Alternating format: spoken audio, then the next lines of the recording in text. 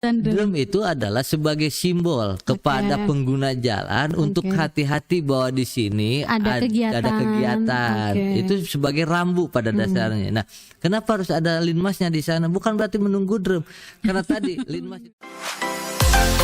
IPP Radar Tasikmalaya menyajikan informasi aktual dan faktual. Untuk informasi berlangganan, kunjungi radartasik.id.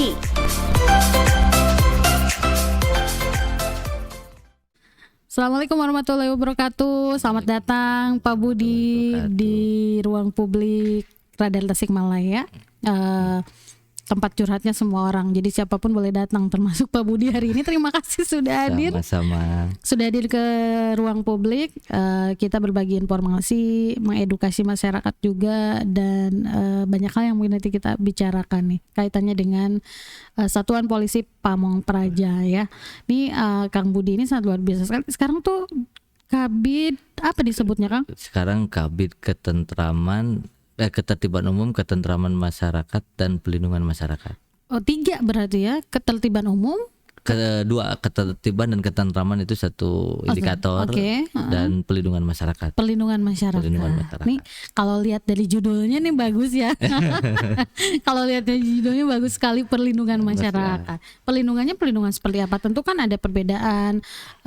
Apa sih sebetulnya tupoksi dari Satpol PP saat ini gitu, karena kalau masyarakat tuh taunya ini ya Kang, kalau kita lagi ngobrol-ngobrol gitu, Satpol PP mah tugas nate cenah di Jalan Hajat Mustofa, megatan beca cenah gitunya.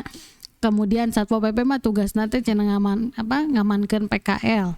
Terus ada lagi yang bilang Satpol PP tugasnya Rajia Tower cenah. Terkenal nanti gitu.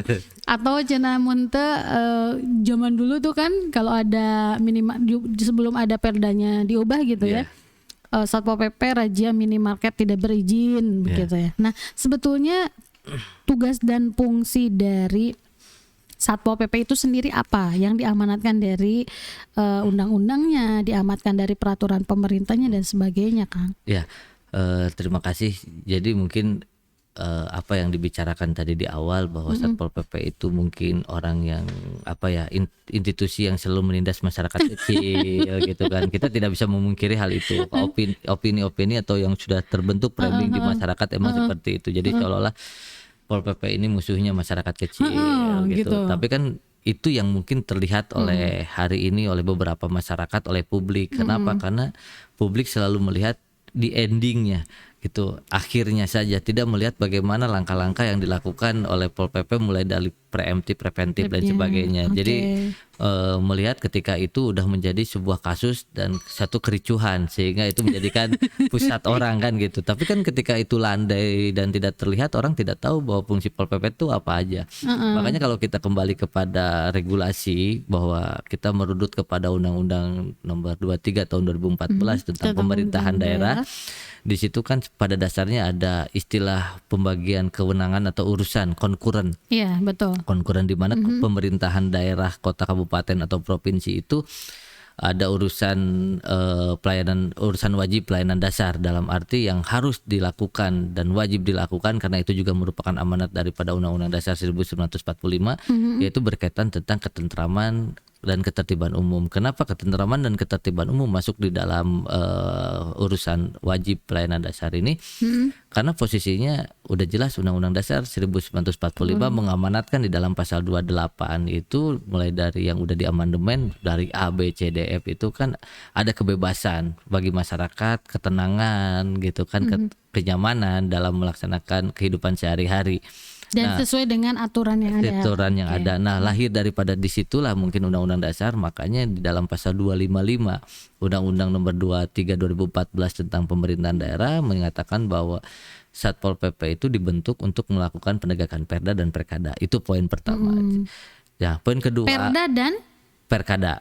Perkada itu peraturan kepala daerah. Jadi kalau terkenalnya perwal gitu ya. Ya, perwal atau perbub gitu kan. Ya. Itu indikator pertama tupoksinya. Yang kedua adalah menyelenggarakan ketentraman atau ketertiban umum dan ketentraman masyarakat. Nah, yang ketiga adalah pelindungan masyarakat. Nah, tiga komponen inilah yang menjadi bekal bagaimana tugas-tugas daripada Satpol PP. Nah, konsekuensinya yang namanya sebuah penegakan regulasi itu pasti ada orang yang seolah-olah terdolimi, ada orang-orang yang merasa disakiti. Gitu. Padahal kan kalau kita melihat daripada kacamata benar dan salahnya itu tidak bisa diukur daripada posisi secara kemanusiaan. Betul. Karena kalau berbicara secara kemanusiaan itu akan berakhir dengan subjektif. Kita akan merasa rasa iba dan sebagainya. Betul. Tapi kita harus melihat daripada sudut kacamata hukum, betul atau salah orang tersebut gitu kan. Contohnya ketika kita melihat bahwa tidak boleh adanya bangunan di pinggir jalan yang tidak ada harim jalannya atau fasilitas jalannya gitu kan. Kenapa? Karena takutnya ada mobil yang nyasar dan sebagainya, kecelakaan itu lebih. Tapi karena melihat akan dilakukan penggusuran, yang punya rumahnya menangis, akan muncul rasa iba. Jadi seolah-olah ya petugas itulah yang salah. Gitu kan. Padahal kita udah melihat kacamata hukum gitu. Dan kacamata dilihat gitu. dari sisi aturan gitu. Iya gitu. Makanya kita harus lihat daripada aturan itu sendiri. Nah itu. Terus berbicara dengan ketentraman, ketertiban ini sangat luas karena menyangkut tentang bagaimana rasa aman, rasa nyaman, rasa tentram di masyarakat. Nah makanya banyak aspek-aspek yang pada akhirnya ya kita lakukan kegiatan di dalam ketentraman ketertiban ini berdasarkan daripada PP nomor 16 tahun 2018 tentang Satuan Polisi Pamong Praja. Kemudian ada juga Peraturan Menteri Dalam Negeri nomor 26 tahun 2020 tentang penyelenggaraan ketentraman ketertiban dan pelindungan masyarakat. Di sana menyebutkan bahwa ketentraman ketertiban itu meliputi kegiatan-kegiatan, salah satunya adalah deteksi dini dan cegah dini. Deteksi dini dan cegah dini. Nah, kemudian yang kedua adalah melakukan pembinaan dan penyuluhan. Yang ketiga yaitu melakukan pengamanan. Keempat melakukan pengawalan. Kelima melakukan patroli. Keenam penanganan unjuk rasa. Nah, 6 indikator ini yang harus dilaksanakan dalam rangka mewujudkan ketentraman dan ketertiban umum. Gitu tadi. Jadi kenapa harus ada deteksi dini? Yaitu minimal kita meminimalisir dampak-dampak akibat daripada indikasi masyarakat yang melakukan pelanggaran. Ya, kita lakukan pembinaan dan penyuluhan kemudian setelah itu gitu kan. Terus kita melakukan pengamanan objek vital yang emang merupakan aset pemerintah daerah. Kemudian kita melakukan patroli apabila ada ditemukan pelanggaran gitu kan. Nah, itu jadi kita coba untuk memaksimalkan kegiatan-kegiatan tersebut untuk memberikan rasa aman. Nah, berarti kalau begitu banyak sebetulnya ya. Tupoksinya banyak sekali. Cuma yang terlihatnya yang di mata masyarakat terlihatnya hanya itu saja gitu. Betul. Padahal tupoksinya banyak. Tadi pengamanan gedung-gedung perkantoran milik pemerintah daerah. Kemudian juga tadi ada patroli. Berarti patroli itu kaitannya dengan patroli keamanan. Ya, kita melakukan patroli itu ada beberapa kegiatan, ada yang sebut dengan patroli pengawasan, ada yang sebut dengan patroli blok atau patroli kota, ada yang sebut dengan patroli khusus gitu kan. Seperti itu. Nah, kalau kayak misalkan penertiban pedagang kaki lima, penertiban pengemis yang di pinggir-pinggir di perempatan jalan, kemudian penertiban miras sama enggak? Miras. Sama kan, miras, kemudian penjual petasan ya, penjualan petasan. Justisi juga sama. Justisi itu kalau kategorinya kan pidana ya. Kalau pidana. justisi. Jadi masuknya dalam rangka penegakan perda dan perkada. Ya. Itu masuknya berarti ke kategori yang mana tuh kalau penertiban begitu? Ya, penertiban masuk dalam tadi pengamanan, kita dalam rangka patroli. Kalau penertiban itu kan bahasanya kalau dalam rangka itu evidence yang langkah-langkah yang emang kita lakukan di akhir gitu. Di akhir banget selama kita dalam rangka pembinaan, penyuluhan lain sebagainya itu sudah tidak mempan gitu kan, tidak mampu dan banyak yang mengindahkan. Nah itu kenapa seolah-olah lambat. Pol PP itu seolah-olah lambat dalam melakukan penindakan ketika ada pelanggaran. Kita bukannya melakukan lambat, tapi kita juga mengakui hak asasi manusianya. Kenapa? Karena satu hal yang harus diketahui adalah peraturan daerah itu bukan peraturan yang berbeda dengan undang-undang atau kitab undang-undang hukum acara pidana atau kitab undang-undang hukum pidana. Berbeda. Kenapa? Karena kalau kita bicara masalah peraturan daerah, peraturan daerah itu mengandung asas daripada ultimum remedium, bukan kalimat premium remedium. Betul. Jadi obat itu di akhir gitu, obat itu di akhir. Nah, Oke, benar-benar. jadi ya kita lakukan langkah-langkah awal ya preemptif, preventif dan sebagainya. Nah, makanya ada juga Permendagri nomor 44 tahun 2011 tentang penyelenggaraan ketentraman ketertiban umum dalam rangka hak penegakan hak asasi manusia. Gitu. Di sana udah jelas bahwa dalam rangka penertiban itu harus dilakukan upaya-upaya 1073. Nah, ini ada menarik nih tadi kaitannya dengan pemenuhan hak asasi manusia. Iya. Nah, seperti apa memang yang wajib dilakukan oleh Satpol PP dalam hal pemenuhan hak asasi manusia? Ya. Indikatornya sebelah mana saja gitu? Ya intinya bahwa kita dalam rangka menegakkan hak asasi manusia itu ya jangan melakukan intimidasi atau semena-mena, intinya seperti itu.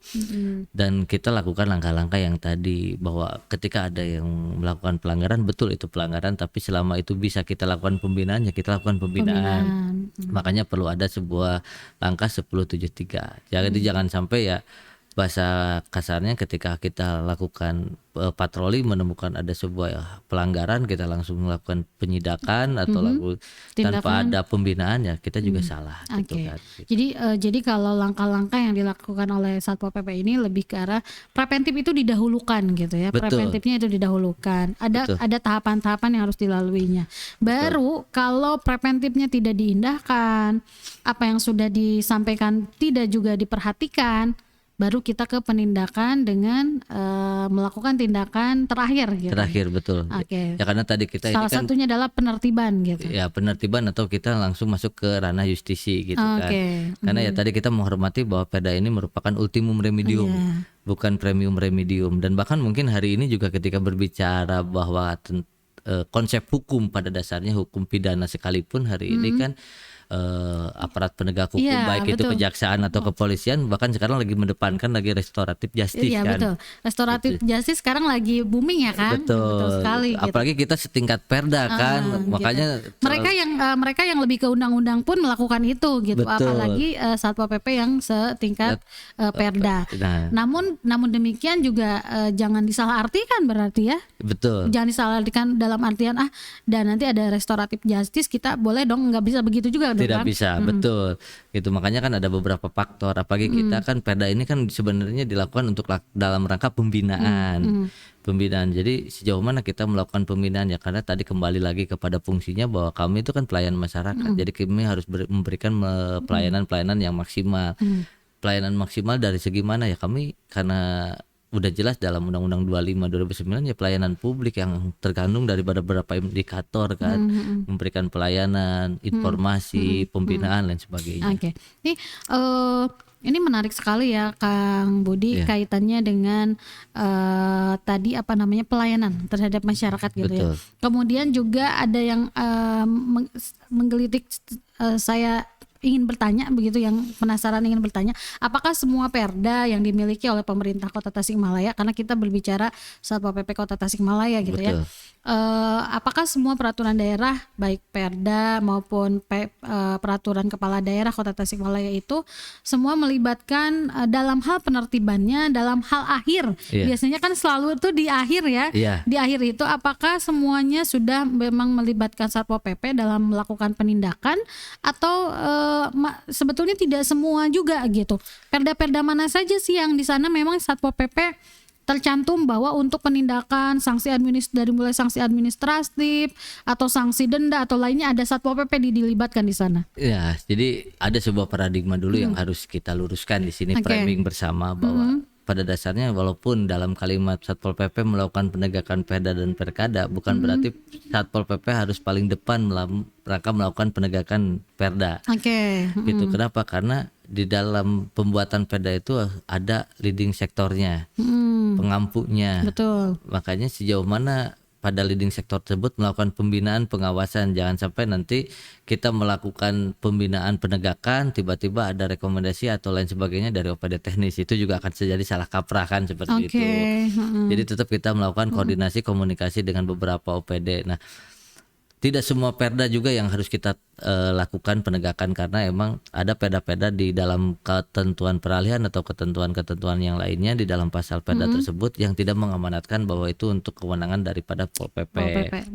Jadi dalam penindakannya jadi bisa itu diserahkan menjadi undang-undang gitu kan. Contohnya Kang, mungkin masyarakat kan banyak yang tidak tahu juga. Nah, ada dalam misalnya tata ruang. Ketika berbicara tata ruang, itu ada perda tata ruang. Tapi kan ketika berbicara ada pelanggaran terhadap pidana tata ruang, maka itu bukan lagi kewenangan kami, karena ketentuan pidananya di sana menyebutkan bahwa sanksi yang diberikan kepada pelanggar perda ini sesuai dengan ketentuan undang-undang. Nah, jadi ketika berbicara sesuai dengan ketentuan undang-undang, maka menjadi kewenangan daripada kepolisian dan kejaksaan, bukan lagi ranah kami. Betul. Nah, itu.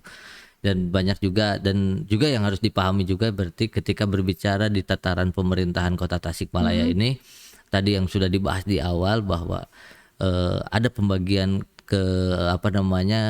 konkuren, pembagian kewenangan konkuren antara pemerintah pusat dengan provinsi dan kabupaten kota. Jadi walaupun kita berada di tataran wilayah geografi Kota Tasikmalaya, tapi di dalam wilayah administrasinya, di wilayah kewenangannya juga ada sebagian milik Provinsi Jawa Barat. Betul. Jadi sehingga karena kita bagian dari itu kan. Bagian daripada provinsi. Jadi tidak semua milik harus dilakukan oleh Satpol PP Kota misalnya. Contoh. Jadi boleh saja tiba-tiba misalkan nih ada satu pelanggaran di wilayah Kota Tasik gitu. Tiba-tiba yang datangnya dari Satpol PP Jawa Barat gitu. Ya emang itu sering dilakukan oleh itu sering ya? Sering, karena mereka melakukan pengawalan perda provinsinya. Salah satu contoh yang sederhana.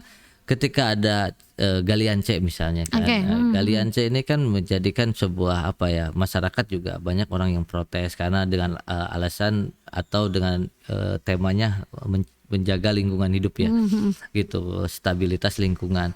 Nah, banyak yang masuk ke kita bagaimana penanganan kita terhadap galian C ini. Pada dasarnya kita kembalikan bahwa galian C ini bukan lagi kewenangan kita. Kami juga tidak bisa menyentuh hal-hal itu. Iya, karena galian C sudah ke pusat ya. Ke pusat. Dulu di provinsi kan. Dulu di provinsi ada aturan dari Perda Provinsi nomor 2 tahun 2017.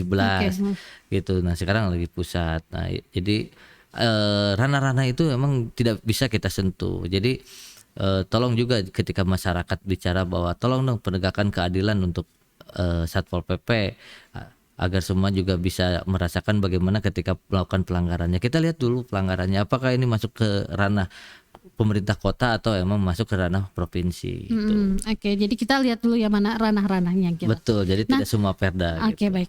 Nih yang kita tahu nih juga kan tidak hanya Satpol PP itu kan OPD ya. Betul. Tidak beda jauh dengan perangkat daerah yang lain gitu. Betul. Tapi ada kalau Satpol PP itu ada pembeda nggak sih dengan OPD yang lain? Misalkan Satpol PP punya aparat dengan aparat disebutnya. Satpol PP punya orang begitu ya, pegawai atau staf Satpol PP yang ditugaskan hingga ke kelurahan tuh gimana? Karena kita melihat juga terkadang ada Satpol PP yang ini Satpol PP tugasnya di kelurahan, jadi ngapain gitu tugasnya, misalkan seperti itu. Ada beberapa itu sebetulnya ada nggak sih Kang Budi? Betul. Jadi pada dasarnya gini, ketika berbicara Satuan Polisi Pamung Praja, bagaimana yang diamanatkan dalam Undang-Undang 23 2014 bahwa anggota Satpol PP itu merupakan pegawai negeri sipil, itu kata kuncinya. Jadi Satpol PP diangkat dari PNS yang nantinya itu diberikan jabatan fungsional. Jadi fungsional tertentu, ada angka kredit lain sebagainya gitu kan. Itu sesuai dengan Permenpan.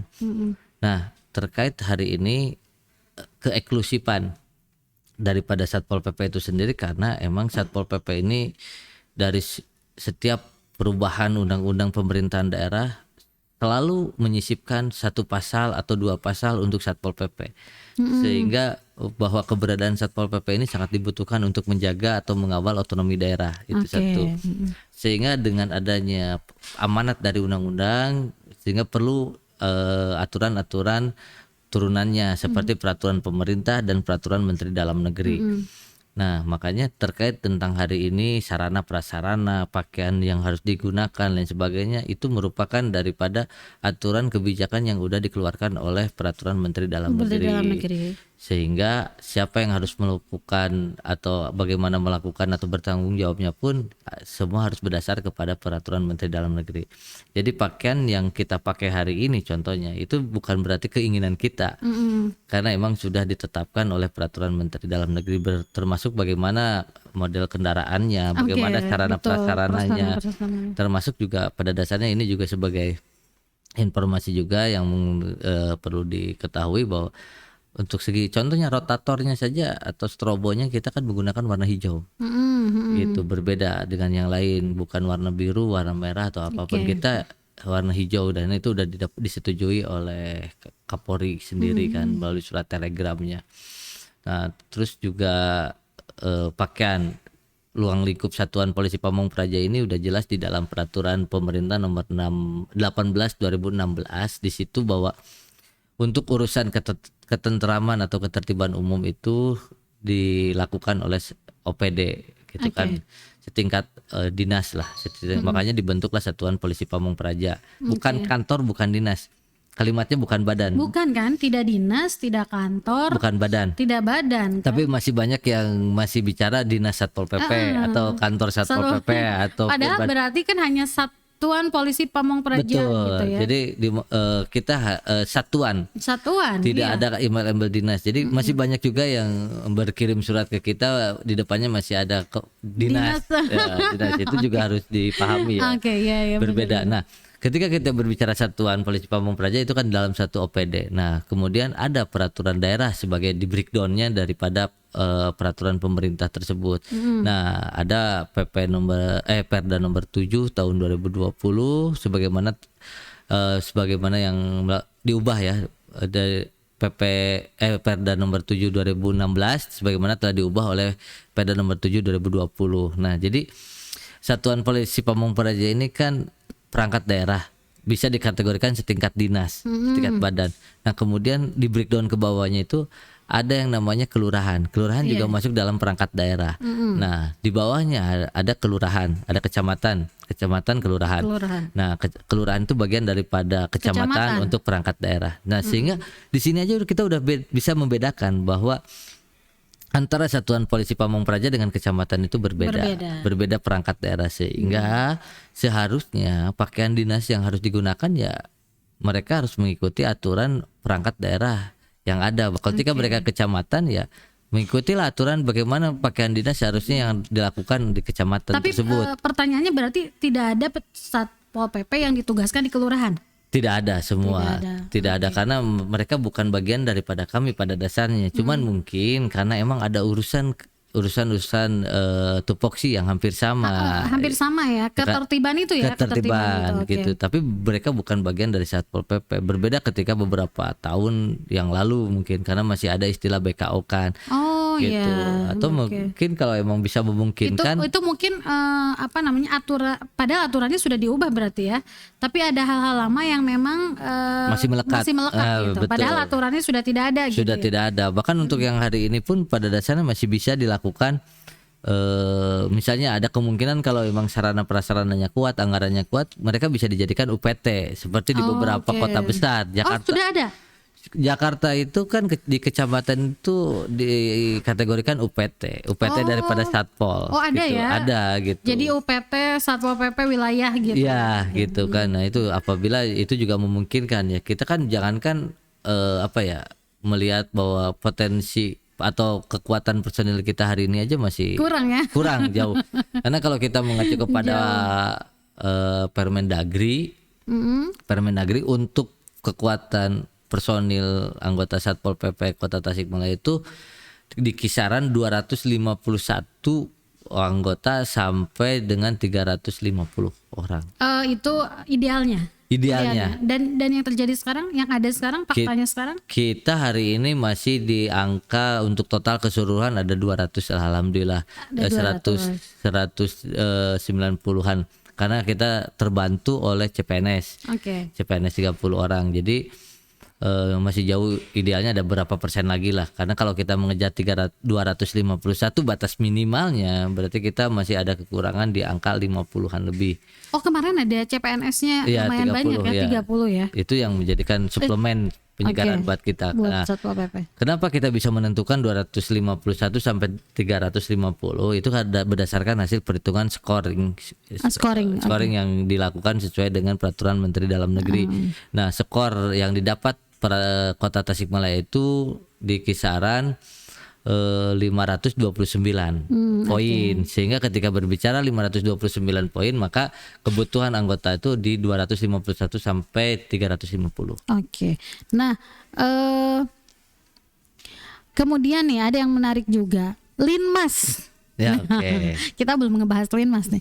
Linmas itu di bawah Satpol PP kah? Atau Linmas itu sebetulnya ada di instansi lain? Ya, makanya Ada tadi berapa kan Oke. kita kembali ke awal bahwa Pol PP itu ada 3 tupoksi yang melekat. Satu, penegakan perda, kedua, ketentraman ketertiban yang tadi udah kita bahas, beberapa Oke. indikator untuk penyelenggaraan ketentraman ketertiban, yang terakhir adalah pelindungan masyarakat. Nah, pelindungan masyarakat inilah yang pada akhirnya kita membawahi atau bertanggung jawab terhadap Linmas. satuan-satuan Linmas. Jadi Linmas ini berada di bawah Satpol PP.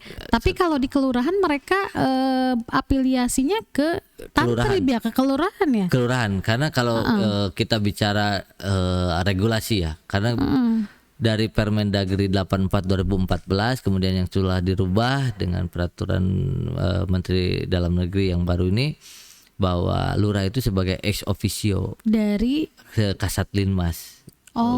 gitu. Lurah Jadi itu. ada penugasan khusus untuk Ada. para lurah gitu ya. Ada. Ini ngobrol-ngobrol di Kota Tasik ada berapa Linmas, Kang? Kalau menurut data yang sudah ada yang beberapa dihimpun, KTA yang sudah dikeluarkan itu di kisaran 4.000-an. Gitu. Paling tua aja, saya nggak mau nyebut yang paling muda ya, karena saya sering lihatnya nih Linmas itu sepuh-sepuh Betul. gitu ya, tua punten tapi kita sepuh tapi mereka masih bersemangat gitu.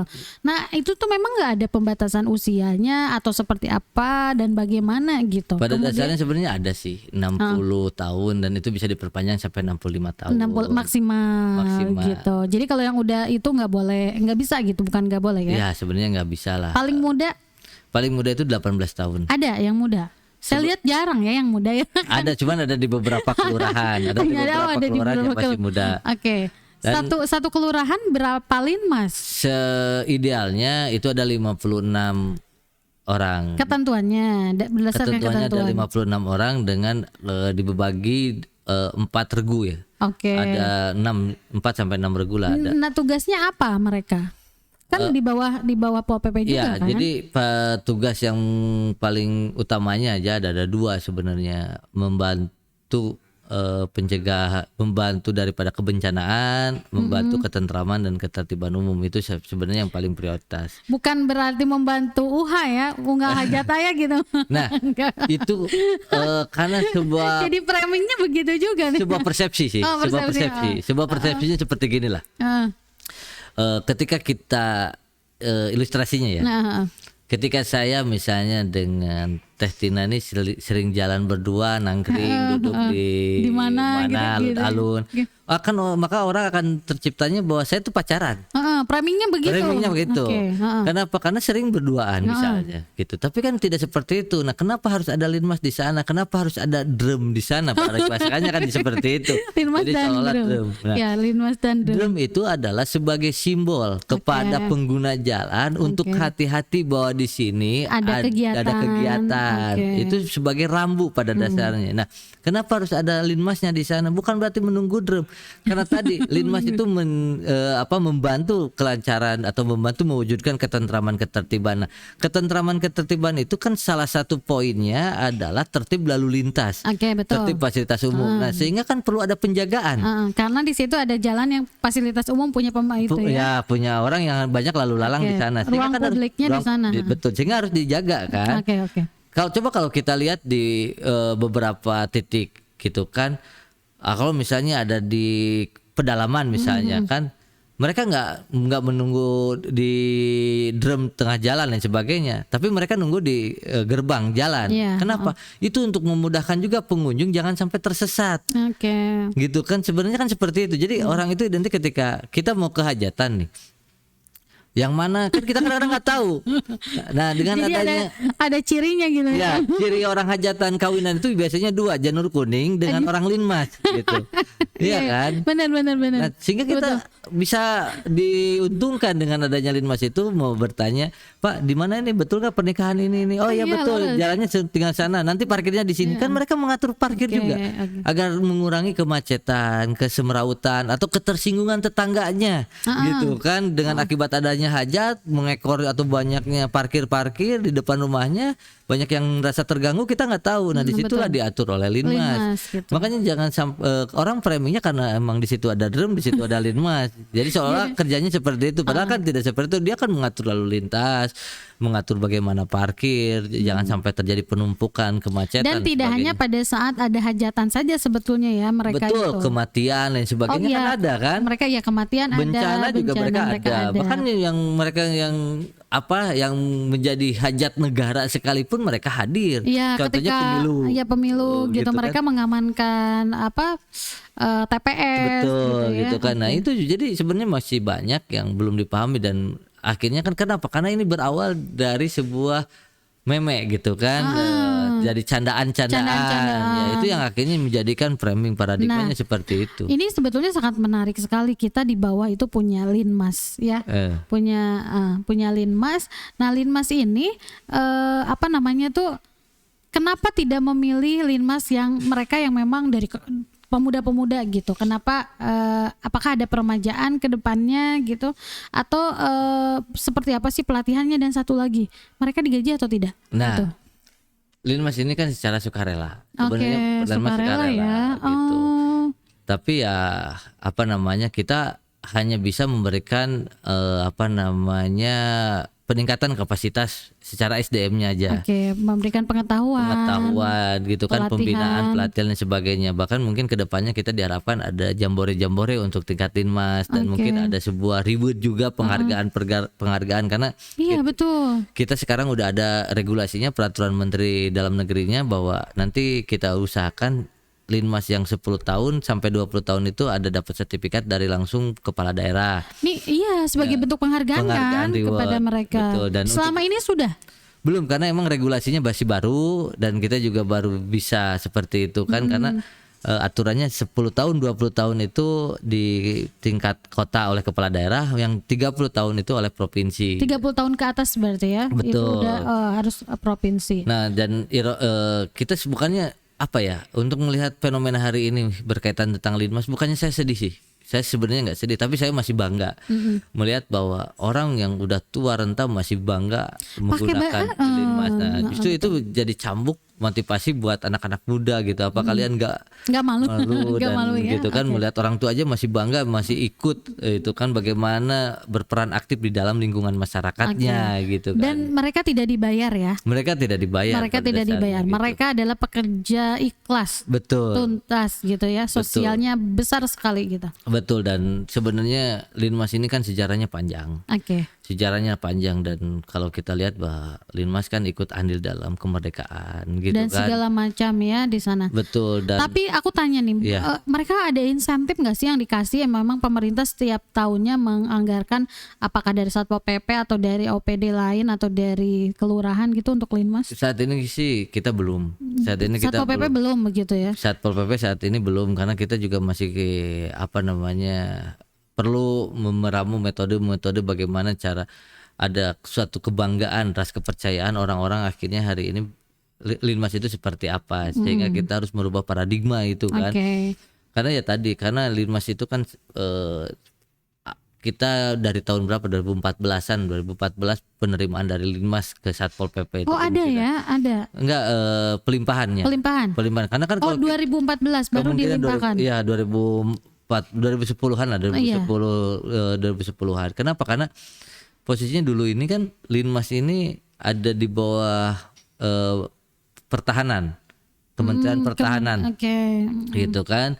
Dari pertahanan ini kemudian turun di bawah Kesbangpol. Oh iya betul. Gitu kan, Kesbangpol dan Linmas dulu. Iya, Kesbangpol. Nah, baru kita sekarang dari Linmas. Jadi kita udah tangan ketiga nih. Oh gitu. Jadi Gitu. jadi memang sejarahnya juga cukup panjang begitu Cukup ya. panjang, Cukup panjang. gitu. Jadi nih Pol PP ini punya tugas bagaimana nanti bisa membenahi, memberikan apresiasi juga buat mereka ya para Betul. Linmas.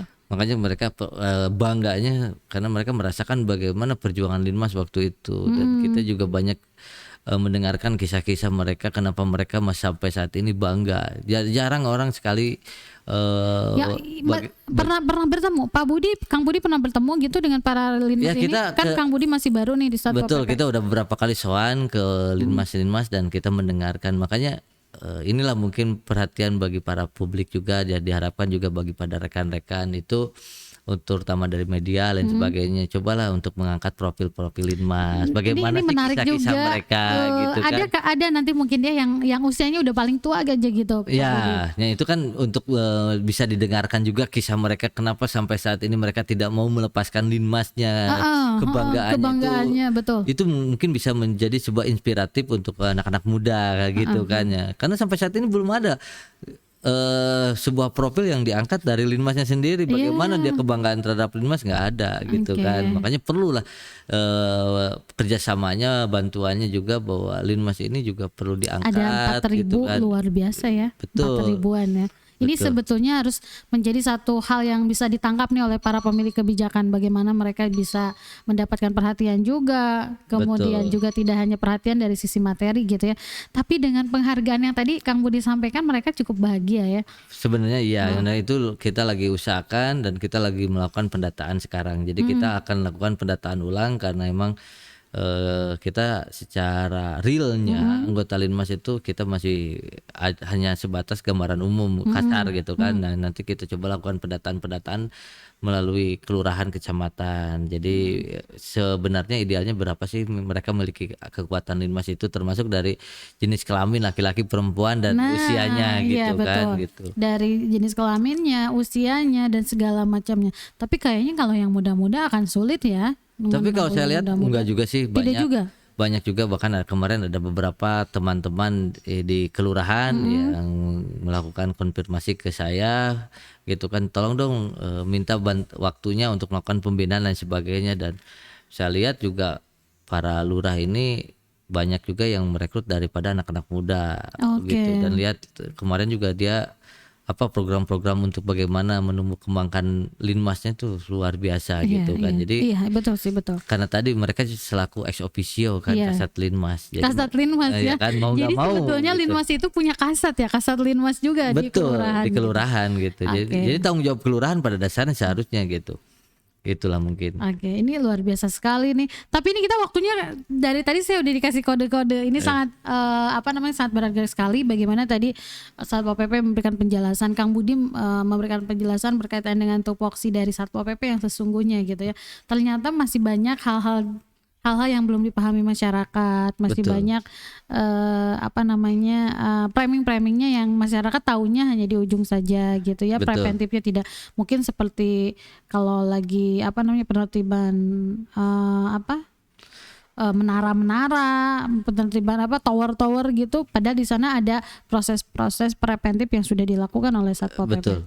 Ya karena itu tadi itu kelemahan dari kami juga dalam hal mempublikasikan bagaimana langkah-langkah kegiatan kami sehingga lebih terekspos gitu. Karena kenapa ketika hari ini seolah-olah negatif framingnya, karena yang terekspos selalu negatifnya gitu kan. Pada saat penertibannya gitu Nah, ya, pada saat berhadapan dengan masyarakatnya. Betul, kayak sekarang kenapa harus dihajet ya, karena berapa persen orang pemerintah masyarakat Kota Tasik melewati hajat, dan di situ selalu ada Satpol PP. Jadi mereka taunya Satpol PP itu hanya jaga jalan hajat Mustafa gitu. Padahal nggak tahu bagaimana yang melakukan patroli, bagaimana yang melakukan deteksi dini, bagaimana yang lain sebagainya. Mereka kan nggak paham gitu. Karena mungkin mereka yang berada di luar ditugaskan di Jalan Hajat Mustafa misalnya, mereka menjadi semacam etalasenya gitu ya. Betul. Jadi yang terlihat itu hanya etalasenya, tidak terlihat dalamnya seperti apa. Nah, itu mungkin. Padahal ya. kalau lebih menelaah lagi dalamnya, tugas dan fungsi Satpol PP itu juga sebetulnya banyak sekali. Betul, gitu. Banyak betul. sekali dan berat ya Kang, dengan personil yang sangat berat. Karena dengan ya itu personil tadi, sekarang yang masih sedikit gitu. ketika orang pada libur kita nggak ada libur. Tidak ada gitu libur kan. ya. Gitu. Oke. Sebetulnya masih ada yang saya tanyakan nih kaitannya dengan pengamanan objek vital. Betul. Apa bedanya, kan sekarang sudah ada satpam gitu. Betul. Kenapa kalau dulu memang Satpol PP ya. Kalau dulu memang Satpol PP, tapi di beberapa objek vital gedung-gedung pemerintah sekarang kok satpam gitu. Satpol PP padahal tugasnya ada di sana juga. Apa karena memang tidak ada personil? Enggak sih. Jadi kita harus membedakan bahwa satpam itu kan masuk dalam jasa pengamanan internal. Oke. Nah, tapi kan ketika ada insidentil, misalnya ada sebuah unjuk rasa atau apa, nah itu kan kita hadir di sana agar dapat melindungi aset-aset yang tidak sampai terjadi kerusakan Oke, gitu.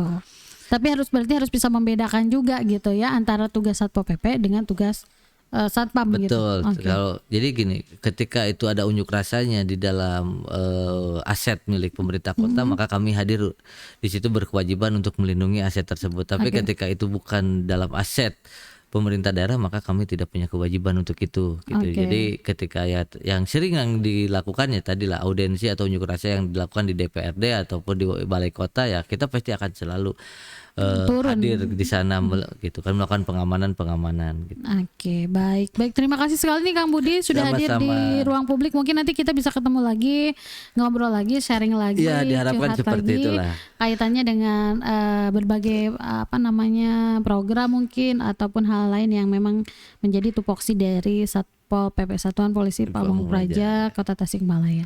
Sekali lagi terima kasih sudah datang Sama-sama. di ruang publik. Sampai ketemu lagi. Assalamualaikum. Waalaikumsalam.